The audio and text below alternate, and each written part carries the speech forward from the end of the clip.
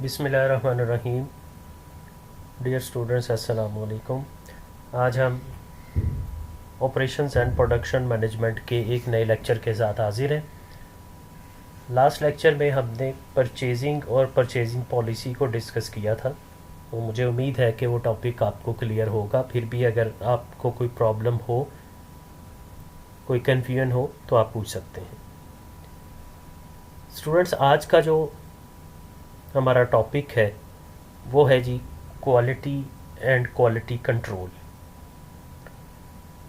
Quality एक बड़ा common और बहुत ही इम्पॉर्टेंट वर्ड है, बहुत कॉमन वर्ड है। हम रूटीन में इसको यूज़ करते हैं अपनी डेली लाइफ में, और बहुत इम्पॉर्टेंट है। हम में से हर कोई क्वालिटी कॉन्शियस है। लेकिन जब हम इस वर्ड को ऑपरेशंस एंड प्रोडक्शन मैनेजमेंट के हवाले से डिस्कस करते हैं, then it becomes more important. जब हम किसी प्रोडक्शन प्रोसेस की बात करते हैं, जब हम किसी प्रोडक्ट की बात करते हैं, या जब हम किसी सर्विस की बात करते हैं, तो उस वक्त इस क्वालिटी के वर्ड के मीनिंग की कई डायमेंशंस होती हैं। इसका मीनिंग और ज़्यादा बढ़ जाता है और इसकी कई डायमेंशंस हैं। Quality can be described in different ways. आम तौर पर क्वालिटी का मतलब यही लिया जाता है कि जो प्रोडक्ट है उसकी क्वालिटी, जो प्रोडक्ट हमारे सामने है, जो हमने प्रोड्यूस की है, उसकी अपेरेंट क्वालिटी कैसी है, दिखने में वो प्रोडक्ट कैसी है। लेकिन जैसे मैंने कहा कि in operations and production management there are different dimensions of quality, there can be different definitions of quality. अब क्वालिटी सिर्फ प्रोडक्ट का दिखना क्वालिटी नहीं कि वो प्रोडक्ट दिखने में कैसी है। उस प्रोडक्ट को प्रोड्यूस करने में, मैन्युफैक्चर करने में जो प्रोसेस यूज़ हुआ, जो लेबर यूज़ हुई है, वो कितनी स्किल्ड थी। जो मटेरियल यूज़ हुआ है, उस मटेरियल की क्या क्वालिटी थी। जो मशीनरी यूज़ हुई है, उस मशीनरी की क्या क्वालिटी थी, उस मशीनरी की क्या एफिशिएंसी थी। ये भी क्वालिटी है। इवन उस प्रोडक्ट को प्रोड्यूस करने वाली कंपनी कौन सी है, मैनेजमेंट कौन सी है, ये भी बाज़ औक़ात क्वालिटी है। कुछ कंपनीज ऐसी हैं, कुछ ब्रांड्स ऐसे हैं जिनका नाम सुनते ही हमारे जहन में यही आता है कि इनकी चीज़ क्वालिटी पर पूरा उतरती हो। अब उसमें क्योंकि उसका नाम ऐसा बन चुका है, हमें उस कंपनी पे एतबार है, उसकी मैनेजमेंट या उस कंपनी ने अपना इस तरह से एक रेपो बना ली हुई। इसी तरह जो सबसे इम्पॉर्टेंट चीज़ मेरे नज़दीक, जो क्वालिटी की डायमेंशन सबसे इम्पॉर्टेंट है, वो है कि ये कस्टमर की रिक्वायरमेंट को फुलफ़िल कर रही है या नहीं। अब देखें, सम टाइम किसी प्रोडक्ट की क्वालिटी इस तरह भी जज की जाती है by comparing that product with same product of other company. कि हमने एक प्रोडक्ट है, फॉर एग्जांपल हमने एक मोबाइल फ़ोन पकड़ा और एक same mobile phone, same features हैं उसके, सेम स्पेसिफिकेशन है, और दो मुख्तलिफ़ कंपनियों के मोबाइल फ़ोन हमारे हाथ में हैं। तो हम इन दोनों मोबाइल फ़ोन्स को एक दूसरे से जब कंपेयर करेंगे, तो तब भी हमें क्वालिटी का अंदाज़ा हो जाएगा कि किसकी क्वालिटी बेहतर है। लेकिन जैसे मैंने कहा कि ये डिफरेंट डायमेंशन जो भी मैंने सारी डिस्कस की, इसमें मेरे नज़दीक सबसे इम्पॉर्टेंट डायमेंशन ये है, सबसे इम्पॉर्टेंट चीज़ क्वालिटी में ये है कि वो कस्टमर की रिक्वायरमेंट को पूरा कर रही है या नहीं। जो कस्टमर ने हमें रिक्वायरमेंट बताई थी कि मुझे ये प्रोडक्ट चाहिए, जो स्पेशली कस्टमाइज प्रोडक्ट होती हैं, जो कस्टमर की ऑर्डर के मुताबिक तैयार की जाती हैं। अब एक छोटी सी मैं एग्जांपल देता हूँ कि हमने फॉर एग्जांपल एक सूट सिलवा लिया, टेलर को एक सूट सिलने के लिए दिया, और उसको हमने अपनी कुछ रिक्वायरमेंट्स बताई, कुछ स्पेसिफिकेशन बताई कि इसका डिज़ाइन इस तरह होना चाहिए, पॉकेट्स इस तरह होनी चाहिए, स्टाइल इस तरह से होना चाहिए। अब जब वो प्रोडक्ट हमारे सामने आई, जब वो सूट सिल के हमारे सामने आया, तो उसकी जो हमारी जो रिक्वायरमेंट थी वो पूरी नहीं की गई, यानी वो डिज़ाइन उसका उस तरह से नहीं था, या हमने जो एक स्पेसिफिकेशन बताई थी उसके मुताबिक नहीं था। अब बेशक उसने जितनी मर्ज़ी अच्छी सिलाई की हो, जितनी मर्ज़ी अच्छी लेबर उसने अपनी लगाई हो, इन टाइम दिया हो, लेकिन वो हमारी रिक्वायरमेंट को फुलफ़िल नहीं कर रहा, तो वो हमारे लिए क्वालिटी के मुताबिक नहीं है। ठीक है। अब क्वालिटी स्टार्ट कहाँ से होती है? दो मेन चीज़ें हैं जी जहाँ से क्वालिटी की बेस रखी जाती है: कस्टमर स्पेसिफिकेशन और product design. Customer specification and product design. और हमेशा याद रखिएगा कि product design must be according to the customer specification.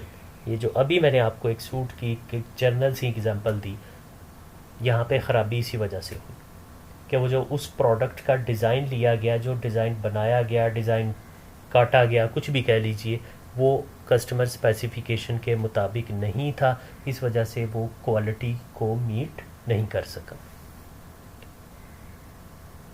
उसके बाद product design according to customer specification, उसके बाद फिर बहुत सारी चीज़ें आती हैं जिसमें आपने स्टैंडर्ड्स को मेंटेन रखना है, मटेरियल कौन सा यूज़ करना है, उसके लिए मैन्युफैक्चरिंग प्रोसेस कौन सा यूज़ करना है, मशीनरी कौन सी यूज़ करती हैं, ये सारी चीज़ें उसके बाद आती हैं। So as I told earlier that there are different dimensions of quality, और बिल्कुल इसी तरह there can be different definitions of quality. तो यहाँ पे कुछ डेफिनेशंस, कुछ लोगों ने क्वालिटी की मुख्तलिफ अपने हिसाब से डेफिनेशन की है, जो कि सारी ही ठीक है। अगर आप इनको ज़रा देखिए ध्यान से, according to Crossman, quality is conformance to requirement और स्पेसिफिकेशन। जैसे मैंने कहा कि मेरे नज़दीक भी सबसे बेहतर डेफिनेशन यही है, या सबसे इम्पॉर्टेंट डायमेंशन क्वालिटी की यही है कि वो प्रोडक्ट या वो सर्विस कस्टमर की रिक्वायरमेंट उसकी स्पेसिफिकेशन के मुताबिक होनी चाहिए। अगर वो चीज़ उसके मुताबिक है तो वो quality. Juran defined as quality is fitness for use, कि वो चीज़ इस्तेमाल करने में कैसी है, ये भी क्वालिटी है। The quality of a product or service is the fitness of that product or service for meeting or exceeding is its intended use as required by the customer. तो अभी हमने क्वालिटी को जितना भी डिस्कस किया, इसमें मुख्तलिफ चीज़ें आई, लेकिन सबसे इम्पॉर्टेंट चीज़ हमारे सामने जो आई वो यही है कि वो प्रोडक्ट जो है कस्टमर की रिक्वायरमेंट यानी उसकी स्पेसिफिकेशन के मुताबिक होनी चाहिए। ठीक है। अब थोड़ा सा डिटेल में देखते हैं कि क्वालिटी की डायमेंशंस क्या क्या हो सकती हैं। There are different dimensions of quality. बाज़ औक़ात हम क्वालिटी जो है किसी प्रोडक्ट या सर्विस की ग्रेडिंग को भी क्वालिटी कंसिडर करते हैं। ठीक है। फॉर एग्ज़ाम्पल हम कोई प्रोडक्ट, कोई चीज़ ख़रीदने जा रहे हैं,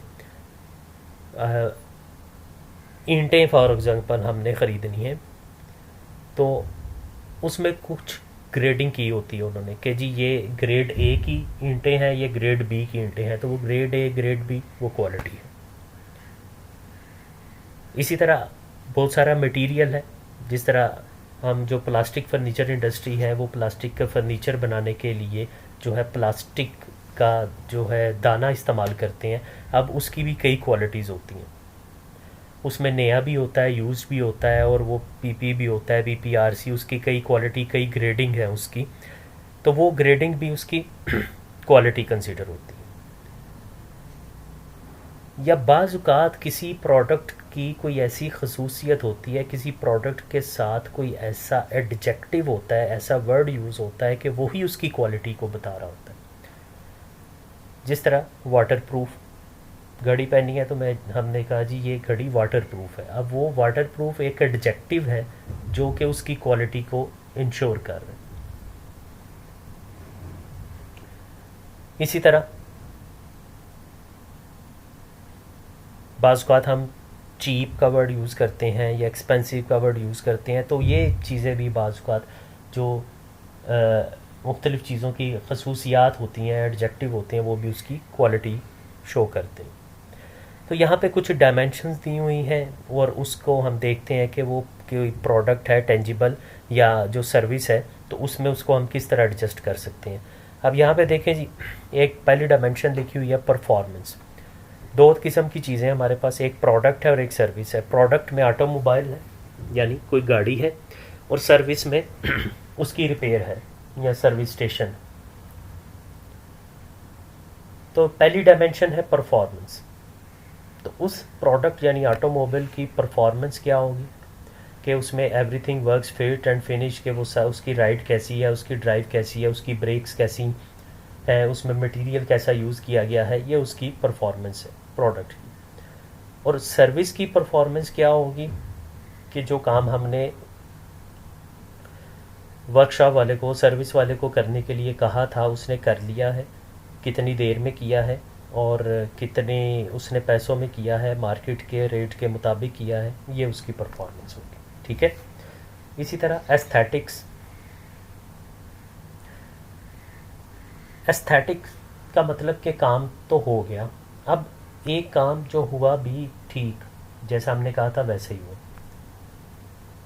अब एक चीज़ होती है कि उसमें कुछ एक्स्ट्रा खूबसूरती, एक्स्ट्रा सफाई, एक्स्ट्रा कुछ ऐसा फीचर ऐड कर देना जो कि कस्टमर को अपील करे, डैट इज़ एस्थेटिक। मसलन वो गाड़ी परफॉर्मेंस वाइज ज़बरदस्त है, साथ एस्थेटिक भी है। मसलन उसका इंटीरियर डिज़ाइन, उसकी कुशनिंग, उसकी सीटिंग, उसका जो है पोशिश का डिज़ाइन, जो फैब्रिक यूज़ हुआ है वो कैसा है, डैट इज़ एस्थेटिक। इसी तरह अगर हम उसकी सर्विस साइड पे बात करें, रिपेयर पे, जो वर्कशॉप पे हमने फॉर एग्जांपल गाड़ी दी, उसने काम, परफॉर्मेंस क्या है उसमें कि उसने काम ठीक किया, हमारे मुताबिक किया, हमारी जो शिकायत थी वो दूर हो गई, मार्केट रेट के मुताबिक उसने हमें चार्ज किया। लेकिन एस्थेटिक क्या होगा कि उसने काम कितना सफाई से किया, उसने उस काम को करते हुए बाकी चीज़ों को तो नहीं ख़राब किया या गंदा किया। इसी तरह स्पेशल फीचर्स, अक्सर हम प्रोडक्ट लेते हैं तो उसके साथ कुछ लिखा होता है जी, सैलिएंट फीचर्स, स्पेशल फीचर्स, कि ये चीज़ें, ये फीचर्स जिसमें स्पेशल हैं, जो उस तरह की दूसरी प्रोडक्ट में नहीं है। ठीक है। और फॉर एग्जांपल हम उसी अगर गाड़ी की ही बात करें, ऑटोमोबाइल की, तो स्पेशल फीचर क्या हो सकते हैं, placement of gauge and controls, के उसमें जो कंट्रोल्स हैं, जो गेज है वो किस तरह से प्लेस की गई हैं, वो कितनी विजिबल है, वो उनको कंट्रोल करना कितना आसान है। और इसी तरह अगर हम उसकी सर्विस की बात करें तो वो उसकी लोकेशन है, और कॉल व्हेन रेडी, कि जब हमने उसको कॉल की वो उसी वक्त रेडी था या कितना इंतज़ार करना पड़ा, ये सारी चीज़ें स्पेशल फीचर्स। इसी तरह जो सेफ्टी की बात करें अगर हम किसी प्रोडक्ट की, तो उसमें सेफ्टी फीचर्स कौन कौन से हैं। जैसे अभी हमने कहा कि अगर कोई घड़ी है तो उसमें अगर सेफ्टी फीचर्स में वाटर प्रूफ है तो वो डेफिनेटली हमें अट्रैक्ट करेगा। इसी तरह हम जिस एग्जांपल को लेके चल रहे हैं, एक ऑटोमोबाइल को, एक गाड़ी को, तो उसमें सेफ्टी के उसकी ब्रेकिंग सिस्टम कैसा है, उसमें एयर बैग्स है या नहीं है, अगर हैं तो कितने हैं। इसी तरह अगर हम इसकी सर्विस साइड पे बात करें तो वहाँ पे सेफ्टी का मतलब कि वेटिंग एरिया जो है वो बिल्कुल सेपरेट होना चाहिए, वर्कशॉप जहाँ पे काम हो रहा है वो एरिया अलग है या नहीं, वेटिंग एरिया अलग है, वो वेटिंग एरिया कैसा है, कितना साफ़ सुथरा है, वहाँ कोई फैसिलिटी है, पीने का पानी है, कोई पंखा है, सिटिंग के लिए कोई जगह बनी हुई है, ये सेफ्टी है। रिलायबिलिटी, पायदारी, इनफ्रीक्वेंसी ऑफ ब्रेक डाउन्स, कि उसकी रिलायबिलिटी कैसी है, कि हर चीज़ परफेक्ट है फिर भी उसमें ऑन एंड ऑफ कोई प्रॉब्लम तो नहीं आती। अब कुछ प्रोडक्ट ऐसी होती हैं, कुछ कंपनीज ऐसी होती हैं जिनकी प्रोडक्ट की रिप्यूट ये होती है कि प्रोडक्ट्स तो अच्छी हैं लेकिन इसमें कुछ ना कुछ प्रॉब्लम आती रहती है, और कुछ कंपनी की रिप्यूट ऐसी होती है कि उनकी प्रोडक्ट में कभी भी प्रॉब्लम नहीं होती, वो ज़्यादा रिलायबल, ज़्यादा ड्यूरेबल होती हैं, उन पर हम ज़्यादा ट्रस्ट कर सकते हैं। ठीक है। इसी तरह उस वर्कशॉप की सर्विस वाले की भी ड्यूरेबिलिटी। 7 डायमेंशन है परसीव्ड क्वालिटी, ठीक है, कि कुछ एक्स्ट्रा फीचर परसियन की तरफ अगर हम चले जाएं तो वो टॉप रेटेड कार है या मिडल रेंज की कार है, तो ये उसकी जो है क्वालिटी हो परसीव्ड क्वालिटी होगी।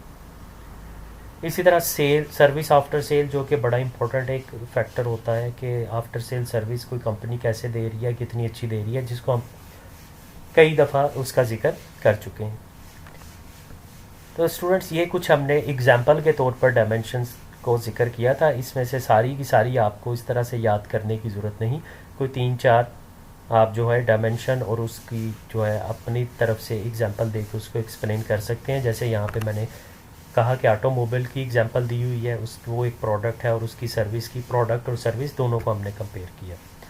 ठीक है जी, तो ये हमने क्वालिटी को काफ़ी डिटेल से डिस्कस कर दिया कि क्वालिटी क्या होती है, उसके मुख्तलिफ मीनिंग्स हो सकते हैं, मुख्तलिफ जो एक्सपर्ट्स हैं उनकी नज़र में क्वालिटी की डेफिनेशन क्या है, और फिर क्वालिटी जो है वो उसकी बेस क्या है क्वालिटी की, वो कस्टमर स्पेसिफिकेशन है, फिर प्रोडक्ट डिज़ाइन है, और फिर सारा मटेरियल मैन प्रोसेस वगैरह है, और कुछ डायमेंशंस जो हैं उसको हमने एग्जांपल के तौर पर डिस्कस किए। उसके बाद है जी फंडामेंटल फैक्टर्स अफेक्टिंग क्वालिटी, कि कौन से ऐसे फैक्टर्स हैं जो कि क्वालिटी को अफेक्ट करते हैं। तो देर आर 9 फंडामेंटल फैक्टर्स, जिनको हम 9 M's कहते हैं। देर आर 9 फंडामेंटल फैक्टर्स जो किसी भी ऑर्गेनाइजेशन में उसकी प्रोडक्ट की क्वालिटी को अफेक्ट कर सकते हैं। जी स्टूडेंट्स, ये कुछ 9 फैक्टर्स हैं जो कि क्वालिटी को अफेक्ट करते हैं, जिसमें सबसे पहले इन 9M भी कहा जाता है इनको। तो सबसे पहला फैक्टर है मार्केट।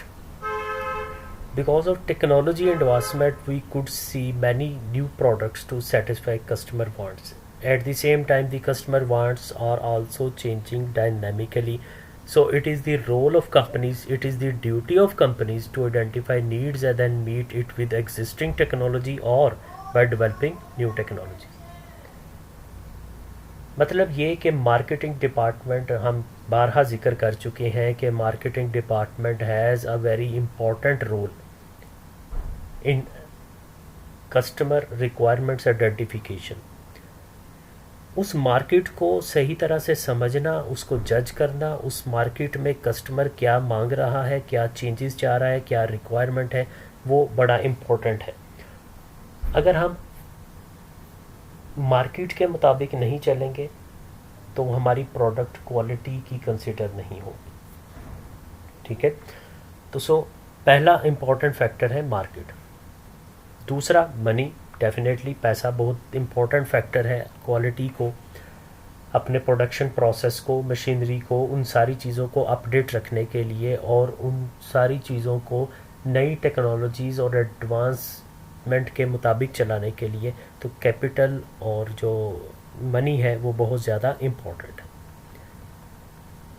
तीसरा फैक्टर जो कि हमारी क्वालिटी को अफेक्ट कर सकता है वो है जी मैनेजमेंट।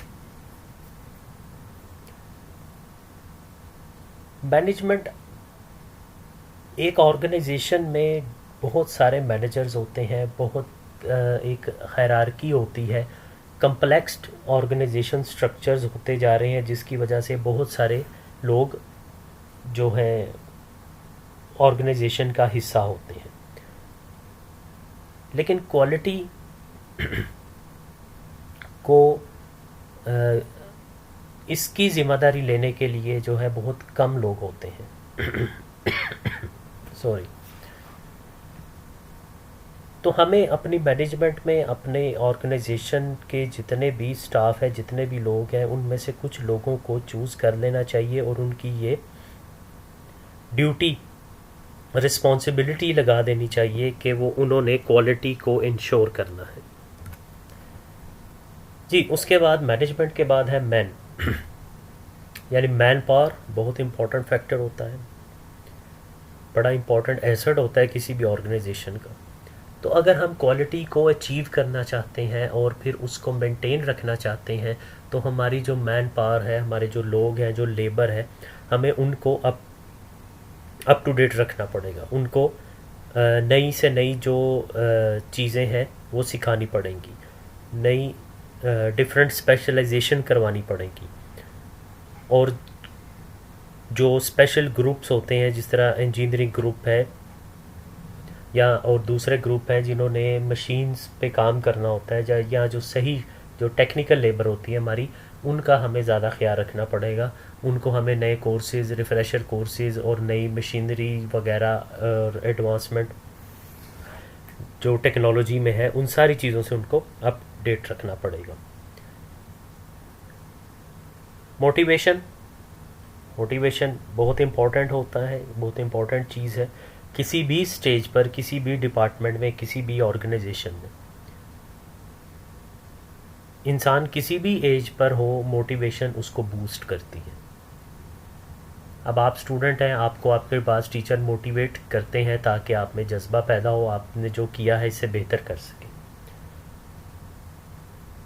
हम बीइंग ए टीचर, हमें भी मोटिवेशन की ज़रूरत होती है कि हमारे सीनियर्स या हमारी जो मैनेजमेंट है उसकी तरफ से थोड़ी मोटिवेशन मिले तो हम फिर ज़्यादा करने की कोशिश करते हैं। इसी तरह if we fix the responsibility of achieving quality, जैसे ऊपर अभी मैनेजमेंट में मैंने जिक्र किया था कि हायरार्की में बहुत सारे लोग होते हैं लेकिन बहुत कम लोग होते हैं जो इस रिस्पॉन्सिबिलिटी को लेने के लिए तैयार होते हैं। क्वालिटी की चीज़ बन जाएगी तो क्रेडिट लेने को सब तैयार होते हैं, जब कोई प्रॉब्लम आती है तो उसकी रिस्पॉन्सिबिलिटी लेने को कोई तैयार नहीं होता। So we must fix the responsibility. कुछ लोगों के ग्रुप को, एक डिपार्टमेंट को या कुछ 2-3 लोगों को हमें फिक्स कर देना चाहिए कि क्वालिटी एश्योरेंस की रिस्पॉन्सिबिलिटी आपकी है। ठीक है। अब जब हमने उस रिस्पॉन्सिबिलिटी को फिक्स कर दिया तो प्रॉपर मोटिवेशन टेक्निक यूज़ करते हुए हमें उन लोगों को फिर जो है चलाना है। There will not be any problem in producing the designed quality products. उसके बाद मटेरियल, जो कि बहुत इंपॉर्टेंट फैक्टर है। आप जितनी मर्ज़ी अच्छी मार्केटिंग कर लें, जितनी मर्ज़ी सरमाया लगा लें, जितनी मर्ज़ी अच्छी मैनेजमेंट कर लें, जितनी मर्ज़ी अच्छी लेबर, जितनी वेल ट्रेंड लेबर लगा लें और उनको जिस तरह से मर्ज़ी मोटिवेट कर लें, लेकिन अगर आपने उस प्रोडक्ट को बनाने के लिए जो रॉ मटेरियल है वो प्रॉपर यूज़ नहीं किया या प्रॉपर क्वालिटी का यूज़ नहीं किया तो you will not be able to achieve a specific quality. तो आप वो कभी भी मार्केट में सर्वाइव नहीं कर सकेंगे। तो इसलिए मटेरियल बहुत इम्पोर्टेंट है। मटेरियल की मुख्तलिफ एट्रीब्यूट्स होते हैं, क्वालिटीज़ होती हैं, जिसकी वजह से उस प्रोडक्ट की सरफेस, उसकी शाइन, उसकी स्ट्रेंथ, उसकी फिनिश हमारे सामने आती है। तो ये बहुत इम्पोर्टेंट फैक्टर है मटेरियल का। उसके बाद है जी machines and mechanisation. In order to have quality products which will lead to higher productivity of an organization, we need to use advanced machine and mechanize various operation। अब देखें कुछ हद तक पुरानी मशीनरी इस्तेमाल हो सकती है, लेकिन अगर हम मार्केट में सरवाइव करना चाहते हैं और हम अपने नए जो मार्केट में एंट्रेंट्स हैं, जो नए कंपेटिटर्स हैं, उनसे कम्पीट करना चाहते हैं तो हम उनसे 25, 30, 40 साल पुरानी मशीनरी इस्तेमाल करते हुए कम्पीट नहीं कर सकते। तो हमें लेटेस्ट मशीनरी यूज़ करनी पड़ेगी और जहाँ पर लेटेस्ट मशीनरी यूज़ करनी पड़ेगी वहाँ पर हमें कुछ ऑपरेशंस को मैकेनाइज करना पड़ेगा, कुछ ऑपरेशंस को ऑटोमेटिक करना पड़ेगा। क्योंकि अब बहुत सारी मशीनरी, बहुत सारे जो है प्रोडक्शन डिपार्टमेंट में बहुत सारी ऐसी जॉब्स हैं जो अब ऑटोमेटिकली मशीन्स के थ्रू परफॉर्म की जाती हैं। ह्यूमन इंटरफेरेंस कम होती है, उसकी वजह से एरर के चांसेस भी कम होते हैं। तो डेफिनेटली हमें भी फिर वही लेटेस्ट मशीनरी और लेटेस्ट जो ऑटोमेशन है उसको अडॉप्ट करना पड़ेगा। मॉडर्न इंफॉर्मेशन मेथड्स, डेफिनेटली हमें मॉडर्न इंफॉर्मेशन मेथड यूज़ करने पड़ेंगे। जब हम मशीनरी पुरानी यूज़ नहीं कर रहे तो हम क्यों पुराने मेथड यूज़ करें, क्यों पुराने ट्रेडिशनल मेथड यूज़ करें उस प्रोडक्ट को प्रोड्यूस करने में। जहाँ पे हमारे कंपेटिटर्स नई मशीनरी ऑटोमेटिक मेथड यूज़ कर रहे होंगे, वहाँ पर अगर हम मैनुअली ट्रेडिशनल मेथड यूज़ कर रहे होंगे तो उससे हम ना तो उस प्रोडक्ट की क्वालिटी को मीट कर सकेंगे अपने कंपेटिटर के साथ, और ना ही हम इन टाइम उसके टाइम को भी नहीं मीट कर सकेंगे। तो इसलिए ये मॉडर्न इंफॉर्मेशन मेथड्स भी बहुत इंपॉर्टेंट है। Last important factor which can affect the quality is mounting product requirements. Product diversification to meet customers' taste leads to complexity in design. जी स्टूडेंट, लास्ट जो फैक्टर है जो कि क्वालिटी को affect कर सकता है, that is mounting product requirement. इसमें यह है कि जो प्रोडक्ट डाइवर्सिफिकेशन होती है मार्केट में according to customer requirement, customer की रिक्वायरमेंट के मुताबिक प्रोडक्ट स्पेसिफिकेशन चेंज होती रहती है, उसमें भी चेंजेस आती रहती है। तो हमारी एक पूरी टीम होनी चाहिए जो कि इन स्टैंडर्ड्स को या इन चेंजेस को अच्छे तरीके से अंडरस्टैंड करके एक प्रॉपर प्लान के तहत जो है वो उसको एड्रेस किया जा सके। तो ये कुछ फैक्टर्स थे जो कि क्वालिटी को अफेक्ट कर सकते हैं। अगर हम इन 9 फैक्टर्स को अच्छे तरीके से मैनेज कर लेते हैं तो definitely we will be able to produce product और give the services according to a specific quality. ये था स्टूडेंट सारा कॉन्सेप्ट क्वालिटी का। उसके बाद है जी क्वालिटी कंट्रोल। तो ये आपको नाम से ही पता चल रहा है कि क्वालिटी इंपॉर्टेंट चीज़ है। क्वालिटी को जब आप अंडरस्टैंड कर लेते हैं तो क्वालिटी कंट्रोल जो है वो इतना मुश्किल काम नहीं रहता।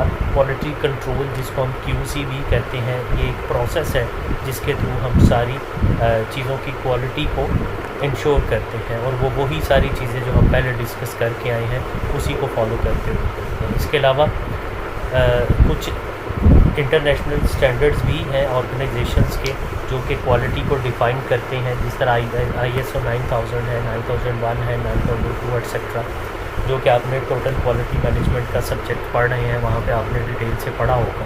तो अगर हम इन क्वालिटी स्टैंडर्ड्स को इम्प्लीमेंट कर देते हैं, इनसे सर्टिफिकेट ले लेते हैं, तो फिर एक लेबल लग जाता है कि हम क्वालिटी कंट्रोल कर रहे हैं और हम उसके मुताबिक ही चीज़ें प्रोड्यूस कर रहे हैं, उसके मुताबिक सर्विसेज दे रहे हैं। Need for controlling quality. Quality control में बस यही एक चीज़ है समझने वाली या डिस्कस करने वाली कि क्वालिटी को कंट्रोल करने की ज़रूरत क्या है, क्या क्या चीज़ें उसमें ज़रूरत होती हैं। No yardstick for comparing the quality of good services. Quality अगर नहीं होगी, in the absence of quality, तो ये चीज़ें जो हैं हमें इनका सामना करना पड़ेगा। तो इनसे बचने के लिए, इनसे दूर रहने के लिए हम प्रॉपर क्वालिटी मेंटेन रखते हैं और क्वालिटी कंट्रोल का चेक रखते हैं। Difficulty in maintaining consistency in quality. Definitely अगर क्वालिटी कंट्रोल नहीं होगा, हम किसी स्टैंडर्ड को फॉलो नहीं कर रहे, तो हम क्वालिटी को मेंटेन नहीं रख पाएंगे। कभी किसी क्वालिटी की चीज़ बनेगी, कभी उसमें थोड़ी बहुत कमी पेशी होती है। इसी तरह dissatisfied customer due to increase maintenance and operating cost. जब हमारी क्वालिटी एक जैसी नहीं होगी तो कस्टमर डिससेटिस्फाइड होगा और फिर उसकी जो ऑपरेटिंग कॉस्ट है, आफ्टर सेल सर्विस है, उसमें भी जो है वो काफ़ी प्रॉब्लम है। Increase rework. डेफिनेटली जब आप क्वालिटी को पे चेक नहीं लगाएंगे, क्वालिटी की प्रोडक्ट नहीं प्रोड्यूस करेंगे, तो जो रीवर्क का साइज़ है वो बढ़ जाएगा, आपका स्क्रैप का साइज़ ज़्यादा हो जाएगा, आपको ज़्यादा फिर जो है उसको रीवर्क करना पड़ेगा, प्रोसेस ज़्यादा करना पड़ेगा, जिससे आपकी कॉस्ट बढ़ जाएगी, आपकी और जो सोर्सेज हैं वो भी ज़्यादा इस्तेमाल होंगे। Reduce life time of the product service.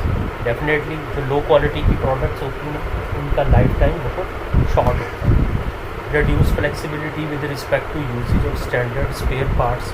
जी, एक स्पेसिफिक इंटरनेशनल स्टैंडर्ड के मुताबिक जब आप चीज़ नहीं बनाएंगे तो उसके जो मार्केट में फिर आफ्टर सेल सर्विस में स्पेयर पार्ट्स में इशू आएगा, और आपकी जब प्रोडक्ट की आफ्टर सेल सर्विस नहीं होगी तो डेफिनेटली आपकी प्रोडक्ट की फिर आहिस्ता आहिस्ता सेल भी ख़त्म होना शुरू हो जाएगी। Hence controlling quality is an essential activity.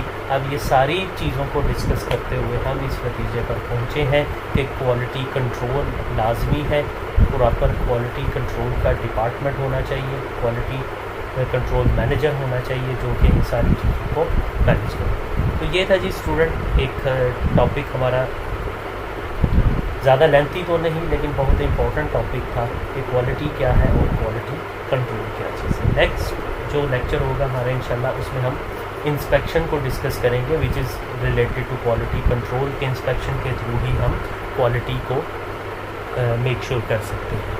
तो नेक्स्ट लेक्चर तक के लिए अपना बहुत सारा ख्याल रखिएगा और इसको अच्छी तरह से तैयार कर लीजिएगा क्वालिटी और क्वालिटी कंट्रोल को।